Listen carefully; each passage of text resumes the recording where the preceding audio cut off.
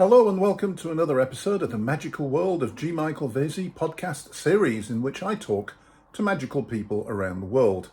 And in this episode, I'm talking with Melissa Darrington. She's a hypnotherapist. She's based in Arizona, and some of you might know her as Priestess Melissa on Facebook. Here is Melissa. Yeah, I think a lot of us, at least that probably watched you, have always kind of been curious about the things that we don't exactly know and how those things work. And so the esoteric stuff, you know, um, I grew up religion-based, Baptist primarily, and I did dabble a little bit in Assembly of God, which is Pentecostal for a little bit there. And I just had a point where a lot of things changed in my life, and I really had that opportunity to delve into looking into that more without it being tainted in any way by someone else or their um, thoughts or preconceptions about it or that kind of thing. So around the age of 35 is when I really got into looking more deeply into that side of things, if you will. And it just kind of went from there, a lot of meditation, obviously, and different things like that, visualizations that you learn along the way with different practices. And hypnosis really just kind of came along as I had been doing guided meditations with people and teaching them how to go into that meditative state and become more calm. Mm. And when I came across hypnosis a few years ago, it seemed to make a lot of sense in the sense that you're dealing with the mind, and that's where we have, the majority of the issues as far as the way that we think about the things that have happened to us and our emotions that are attached to the circumstances and kind of how can we be more at peace with those things because clearly we can't change things that have happened in our lives and traumas and things like that. But how can we readjust within ourselves to be able to still be whole and to move forward in positive ways in our lives? So I think that's something that a lot of us struggle with, to be honest with you. I was looking at your Facebook page earlier. I noticed you have Dolores Ashcroft Nowicki among your friends. How do you know Yes. Dolores, just out of interest? Actually, I came to be part of the Servants of the Light School back in 2015 and did some studies underneath her. I actually met her during that time and was able to do some of the esoteric work with her.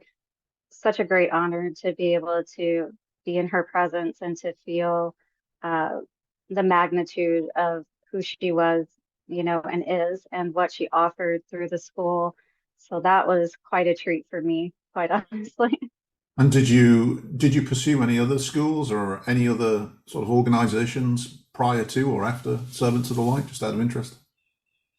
Yeah, after Servants of the Light, I did not join any groups for a little while. I did take some time to just kind of go through my own, way of uh, kind of looking at different things and deciding if I wanted to be part of another school.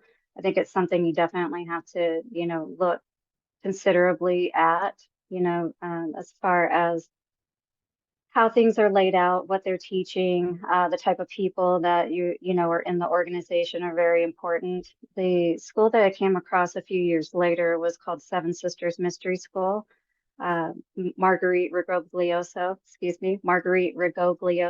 is she actually started out in the realm of psychology, if you will, and was a psychiatrist. And then she decided that she was very interested in the Mary Magdalene and just that whole lineage, and did a lot of work in uncovering like the antiquity of all of that and how it applies even in our modern day. And so I really was drawn to that feminine aspect of connection. She offered priestess courses, which I did. She asked me to be a part of, and I decided to. I felt like that I was drawn to that lineage a lot because it was also primarily Greek based, and the priestess aspect of what we studied was under the Oracle Delphi. So it was specifically tapping into oracular abilities and being able to tap into other people as well, and also higher messages in general.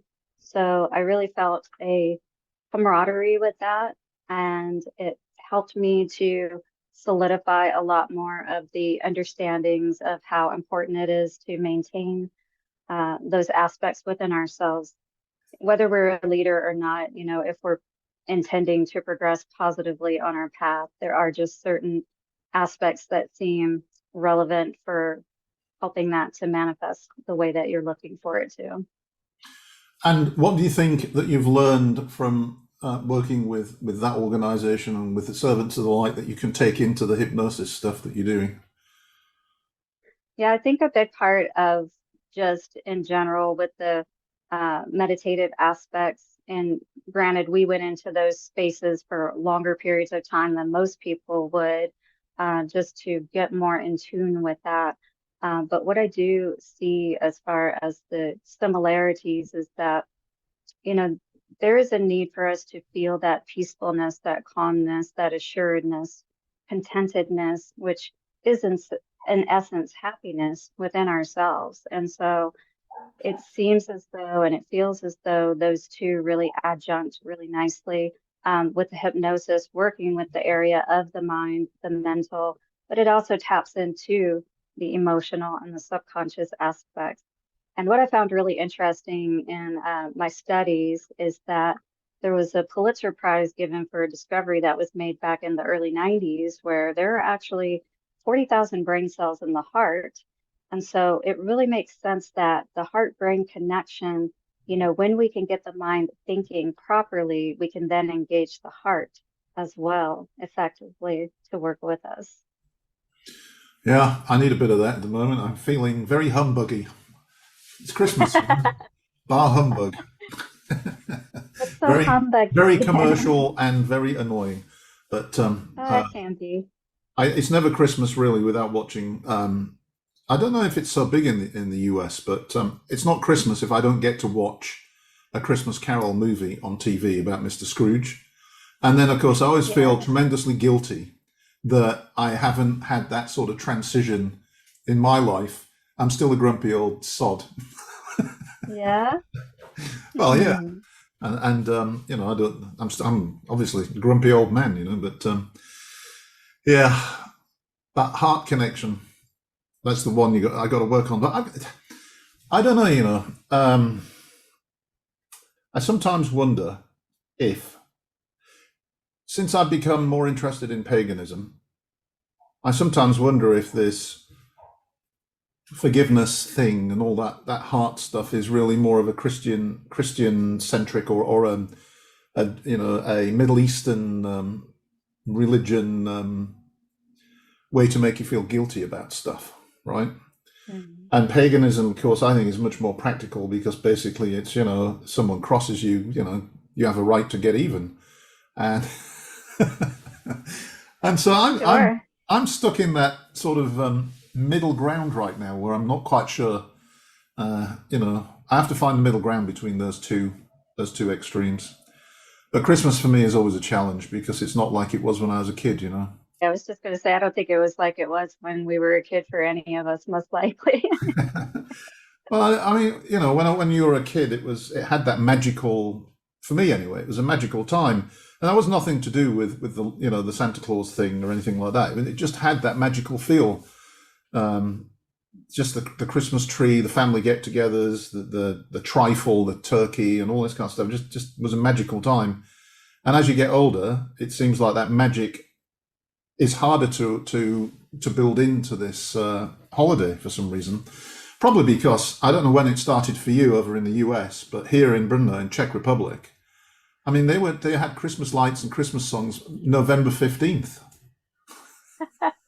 I think they actually had Christmas items up in the store. I want to say either right after Halloween or just Yeah, it before. used to be I was like, wow, Thanksgiving. where did When I the was living in time go? Texas, I it was did think that. Thanksgiving.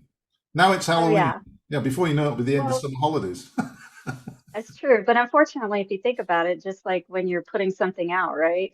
like a book or something, you have to be like a month or so Yeah. ahead, right? So I Yeah. think that's kind of the idea is like, oh, give people enough time to get all of their things. And, some of us, It's an interesting perspective, heart and head, and it's definitely something that I struggle with it a bit philosophically from where I'm at right now, in the sense of, well, yeah. what does it mean?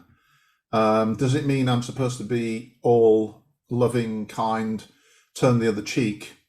In which case, I'm likely to be controlled and abused by psychopaths and other people that don't feel the same Yeah, way. Or am I absolutely. supposed to basically try to take a common sense approach and stand my ground and have self respect and say, you know what, I'm not going to offer you the other cheek, I'm going to punch you in the nose? Well, there is that middle ground too. Or it's like So, it's almost like being able to have that debate, if you will. So we yeah, know in debate, it's not about attacking yeah, each other and things of that yeah. nature, right?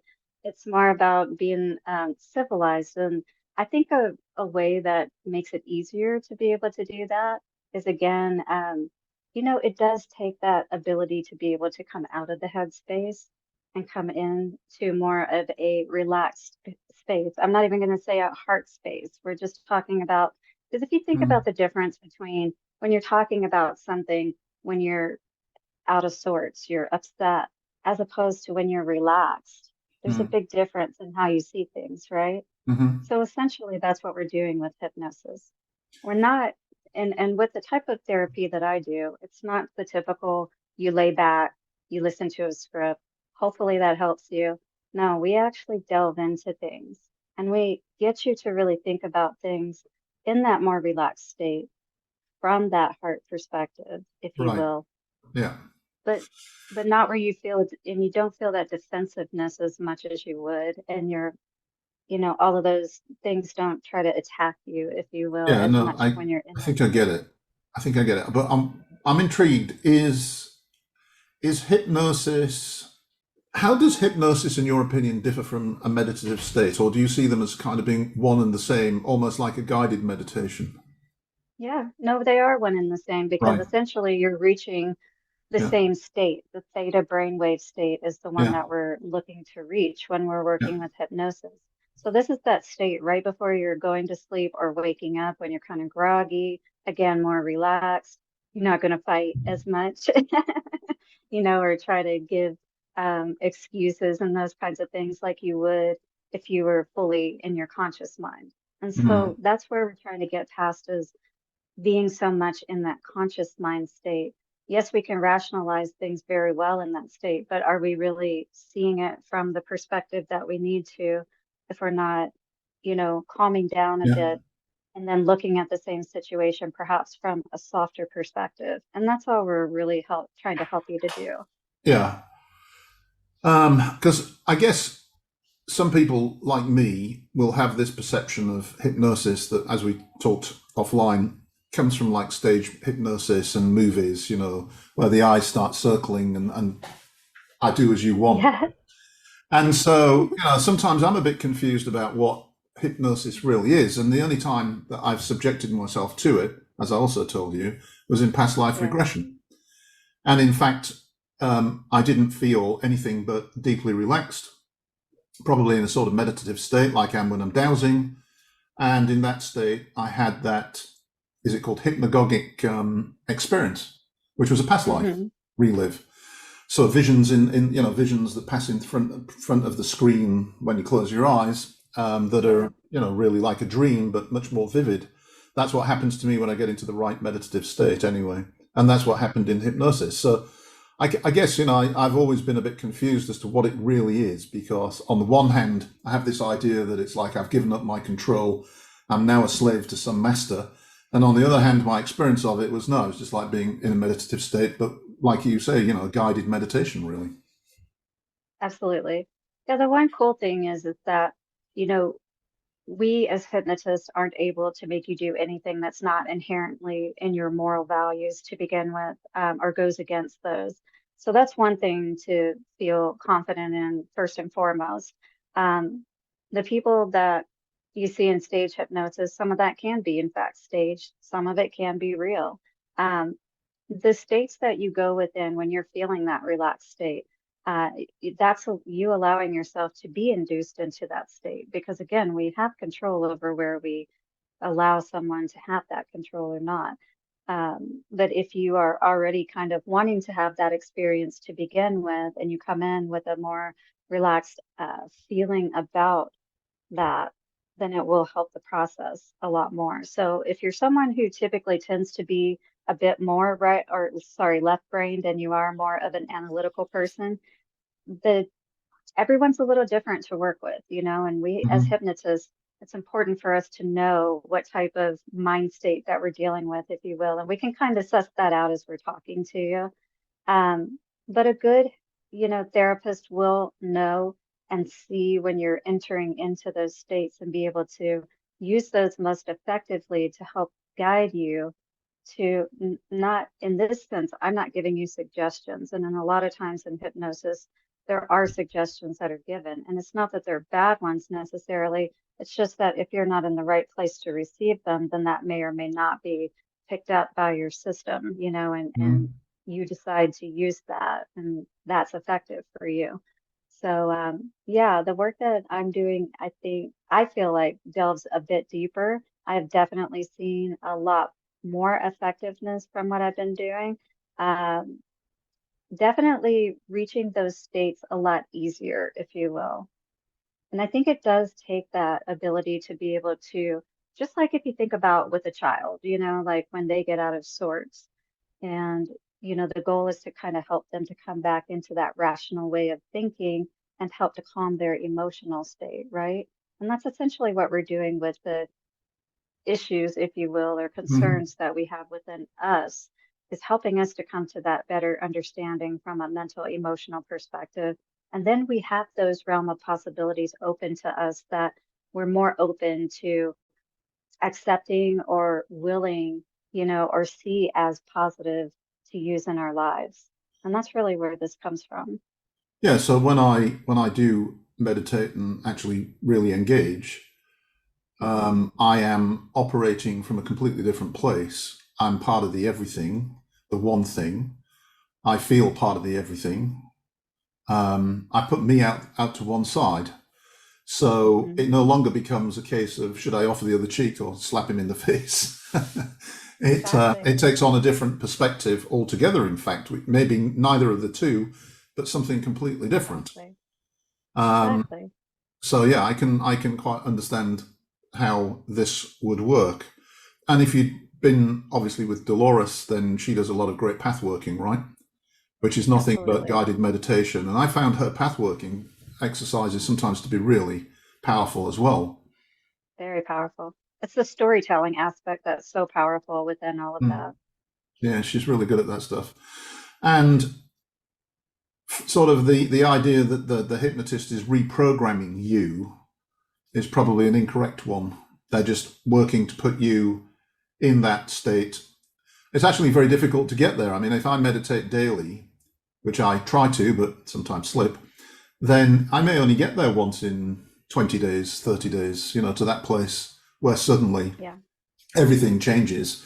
Usually, it's a frustrating 20 minutes listening to the dog bark and the sound of the passing traffic on the nearby motorway, that kind of thing. When you're But trying to meditate. yeah, Yeah. Do you have earphones? That's one thing that I found a long time ago that really helps me.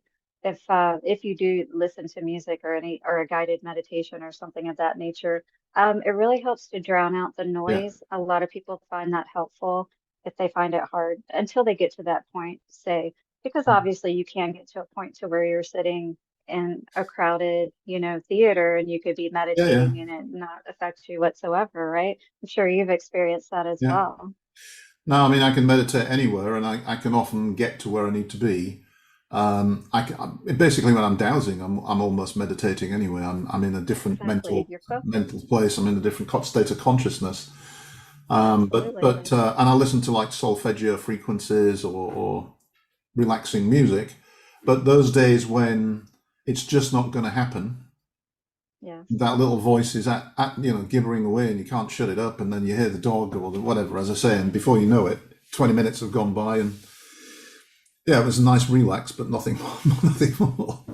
Yeah. So yeah.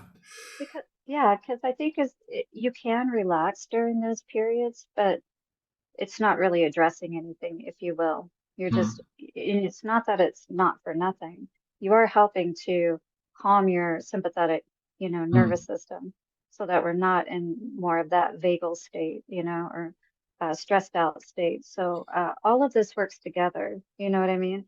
And when you're doing it in a guided way with a therapist that really understands what they're doing, they can help and they are able to see where your issues are, if you will. But it's not our job to point it out, if you will. It's just our job to ask questions to get you more to thinking about, mm, well, perhaps why are you thinking and feeling this way? mm. And just like now, even you started to have a softer perspective that maybe it's not turning the other cheek or punching the guy in the face. And that's absolutely it. What's the happy medium, right?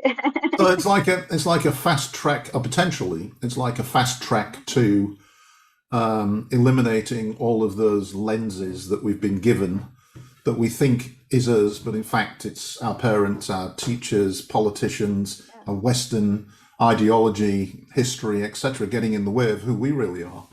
You know? Triggering us, basically. Yeah. I don't know whether this is a common thing, but when I know when I'm getting there because I see like a purple color. Is that something you experience, or is that a common thing, or is that just me? Everyone's experience can be a little bit different, so it's not to say that anything is necessarily right or wrong.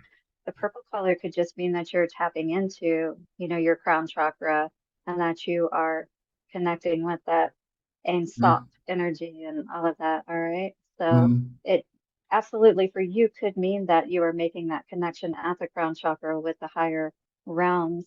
mm. And for you, that could be your signal that you are reaching that state for Yeah. sure. And because I did the Servants of the Light course and then stayed with them for a while, supervising, and then went off on my own, I actually found the inner contact that the first degree course is supposed to bring you to. And Hmm. that contact I called Astaroth. And that contact took me to a couple of places that I call the Circle of Healing and the Garden of Remembrance. And so when I'm meditating, I do tend to imagine myself in the Garden of Remembrance with Astaroth. And in the Garden of Remembrance it's in the forest. The forest is by the ocean and a beach. So all the four elements are there. And there's a fire. And basically, there are big logs of wood, and I put the logs of wood on the fire, but I imagine that the logs of wood are not wood. They're actually unwanted qualities or aspects of myself, and I burn them. Mm. And then at some point, I imagine that I become the fire and I rise in the heat and I go in a sort of circle. I feel myself going up and up and up and up. And then I come into this stone circle in the middle of nowhere, and the sun is always directly above, it never moves. And there is a bowl of water, and you wash your hands and feet and out of reverence for the place, and then I can call or summon people to the circle and converse with them. And it's I think it's partially based around the course, but it's also from this contact. And I wrote that. It's all in the hexagram, the hexagram book that I wrote, and also the course. So I've developed, in a sense, my own guided meditation, right? Yes, And it's very your own effective, I connection. think, very effective. Yeah. So I can quite understand how having someone act almost as the devil's advocate as well can really be a positive experience. So, what kind of issues do you feel you're best disposed to help people with? Quite honestly, with the type of hypnosis that I do, it can be used with any area, but I have primarily worked with smoking and weight loss clients at this point. Um, but absolutely, anything that you're wanting to look more deeply into and understand more about or make big changes in your life around, it all starts again within the mind and heart. And when we can get those two working together, there's really no limits, if you will, to what you're able to accomplish. But I mean, how do you get somebody to want to lose weight, for example? Everyone's different. And again, what are their reasons why they're there, the things that have caused them to have negative, emotions and thoughts around weight loss to begin with. And, this can start as early as teenage, in the case of my last client, that was the case. She was still a teenager when these types of things started happening. Um, but really, it doesn't matter when it happens. What really matters is that we're getting to the root of what the actual issue is. All right. And then the emotion around it, because there's typically an emotion or feeling in the body, things of that nature. We help connect all of that. And interestingly, within that talk with you, this is where these epiphanies start happening. And it's when you're in that state once again and you kind of have that aha moment, then how much encouragement does it really take for you to see what you need to see and then have enough of an experience within yourself to say, I know that this is what I really want for myself, and this is just what we're doing now.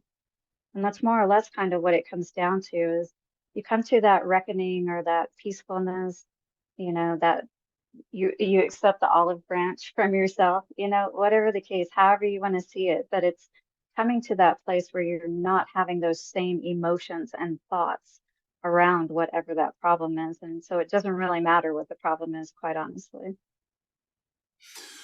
Yeah, so you can wean me off tiramisu then, can you? If that's what you really want.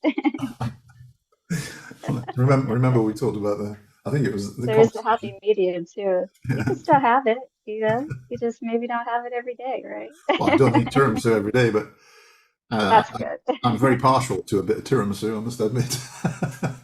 Yeah, I Well, don't think I don't think it's about denying yourself as far as even with weight loss, but it's knowing what your moderation is. Obviously, our main reason for eating is health and for maintaining that vital body and being able yeah. to live longer and feel good in whatever we're doing, right? But we don't want to deny ourselves either. So again, there's always that middle road. Yeah, I think that eating habits start very young. So, I was raised in a working class family. When I was quite young, I don't think money was easily come by and things were a bit short. So my parents would buy loaves of bread and, you get your meat and three veg, but if you were still hungry, then you fill up with bread. And this is a habit that I've never lost. And so Um, I still look for a meal isn't a meal without bread for me anymore. And I just don't need that. It's mhm. just empty calories, But it's Yes, like ingrained from childhood that I need bread. Where's the bread? there's something deeper, going on, obviously. And maybe it does stem from not feeling like you were going to have enough food. Who knows? You're a Mm, boy, so mm, obviously you probably, yeah, ate more. I know girls tend to eat less, but maybe there's some kind of, still going on there from the yeah, childhood that yeah, yeah. I Well, I need grew to 10 make sure I inches have one enough year, food. so my parents called me hollow legs. Follow that. Well, then you probably felt like you needed to beef up a little bit, huh? Yeah, I was like I was like a stick insect, and not anymore though, I'm afraid. Don't call you hollow legs anymore, right? Hollow belly, I think. Hollow I belly. probably that's the one thing I need to Absolutely. work on is that. So if I was going to do something, Hmm. that would be it. I quit smoking by myself, thank goodness. But Very nice. it took me a lot of false attempts. I started smoking when I was 14. I quit about 3 years ago. So, but it took Very me proud of you. Good multiple job. attempts to do it, and now I can't believe I ever did. You know, Yes. it's just so alien. I get in an elevator and someone's been smoking. I like instantly, bloody hell, you stink. And then I'm thinking that was me for decades. Absolutely, right? But then all of a sudden you have this change of mind and you're Yeah, just like, you engaged your heart with it. You're like, no, we're not doing this. but you Now, see, granted, I that took you don't some know. determination. I don't know Hmm. why I was successful because I tried so many times, as you do, and there was nothing different about each attempt. I'd just try, and this attempt, I never looked back. I just quit, and that was it. But I can't even see what changed to make that happen. Although I definitely have Yeah. become a different person, obviously, because of all the stuff I've Yeah. been doing. So maybe it was just an overall imperceptible shift in myself. But it'd be interesting if I could figure out what changed. I could apply that same methodology to quitting something else, you know. Trouble is, I don't know what it Yeah. is. True. Well, that's the thing. I mean, clearly there was something that happened because Yeah. that was the nail in the coffin, whatever it was, even if you don't remember what that particular incident or Mm. whatever was, thought that you had. But usually that's what it is. And that's exactly what happens when we're in these Mm. meditative states, except you're not doing the thinking and processing all by yourself.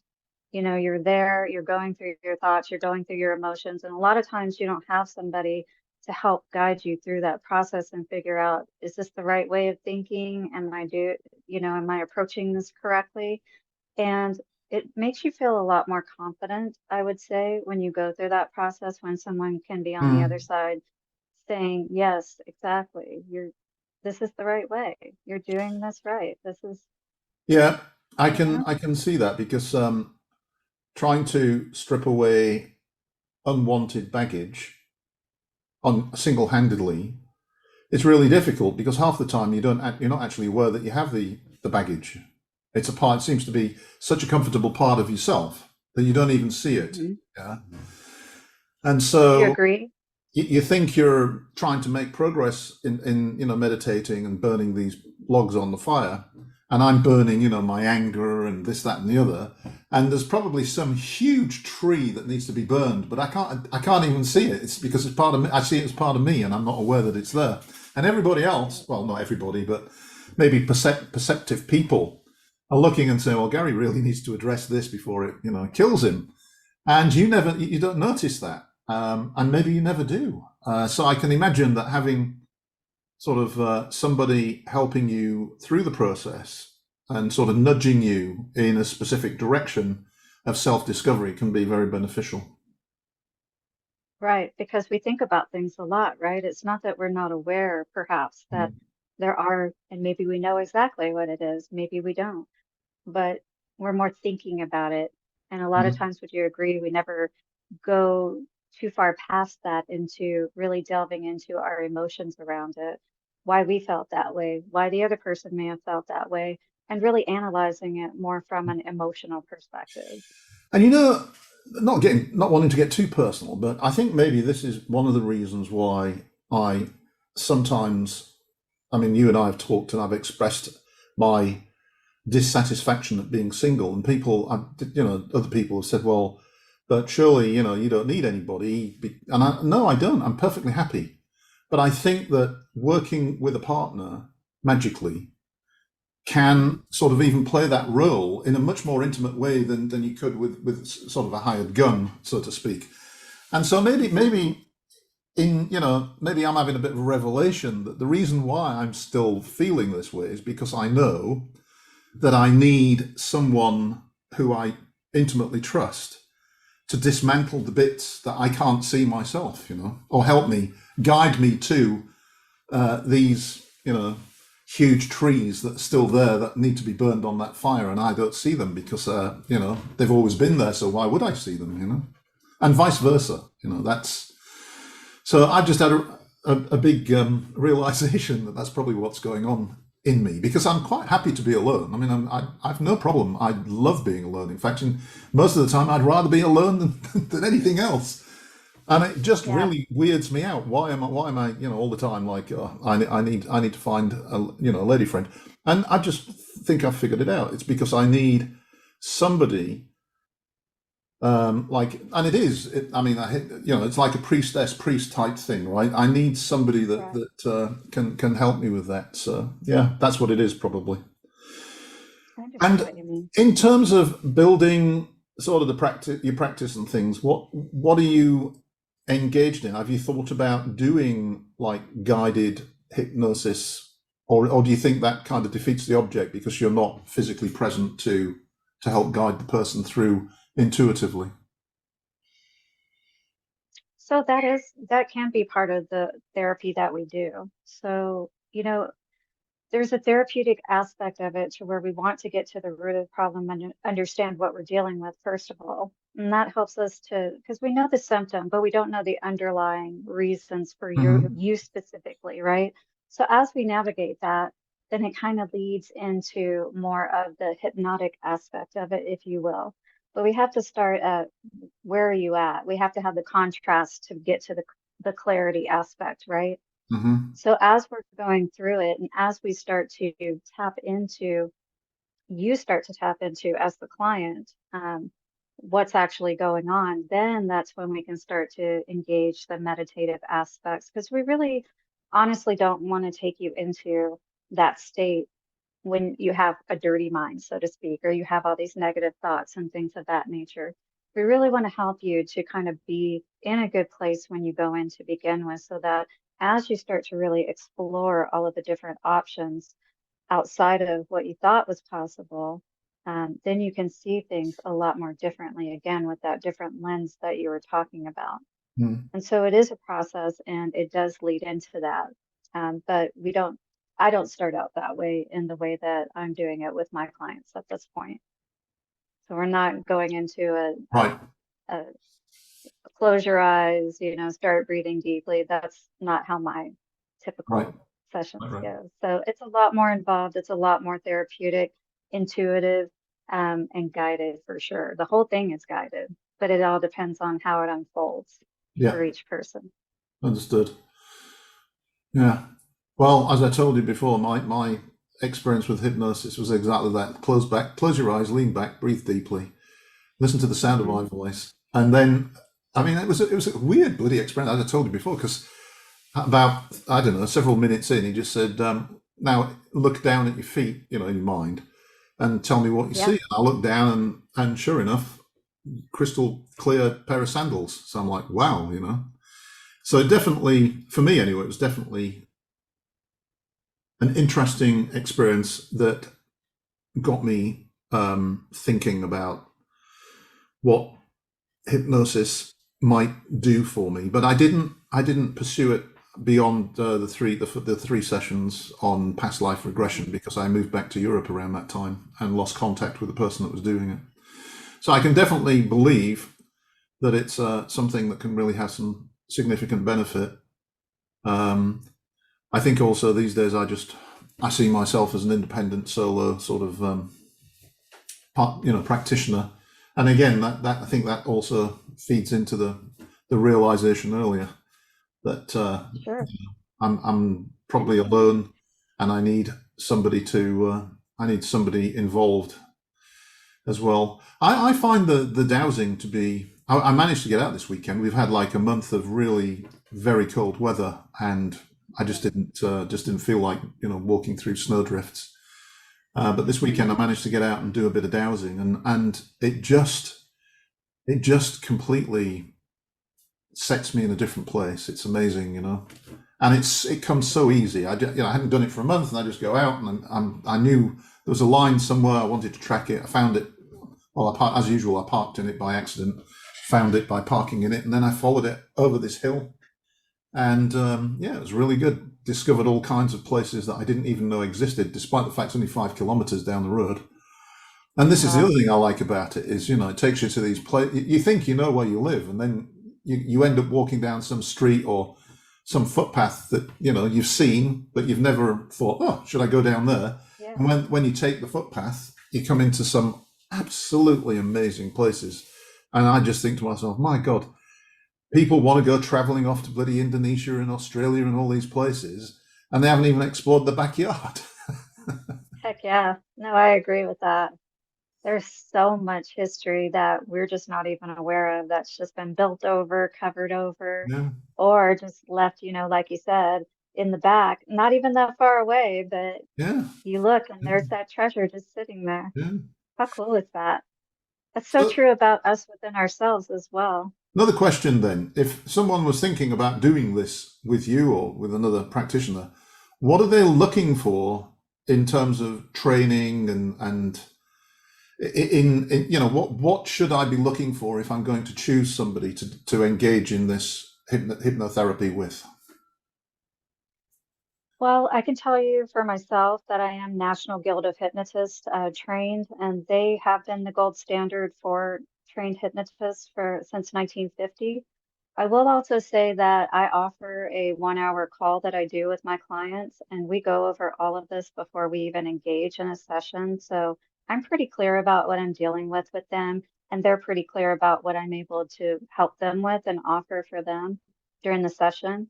I would encourage if you are able to get a consultation with the therapist to do so beforehand and have your questions, ready that you are curious about and that you want to ask just as well as, hopefully the therapist, like I said, I give 60-minute sessions that I do with my clients, but I go over every way that I can potentially help them from a money saving cost, how their specific situation may be affecting them from different perspectives. And then how we can work together to come to the solutions that they're looking for. We're able to both identify if it's going to be a good fit for us. And so I would encourage always to do a consultation. And if they would like to find out more about you, where would they go to? So I have a website, which I'm going to update my number on. That is not correct. You did try to call me on that earlier, but I'll give you the website as well as the good phone number here, and I'll go change that so that we'll have that up. It is on Google Business as well, so you are able to look it up also under Happy Medium Hypnosis. The website is also happymediumhypnosis.com. And my local phone number is area code 602-622-2684. And that's Yeah. in Arizona, United States. And you have that memorized already, despite it being a new number. Yes, we're going to get all of that updated. My apologies for having the wrong number up for you to contact me, but That's all right. yeah, Don't worry about it. Good. Well, it's been fun. Thank you. And I wish you lots of luck with this. And maybe we'll have you back in 12 to 18 months and find out how it's going. absolutely. I would love that. Thank you so much for having me today.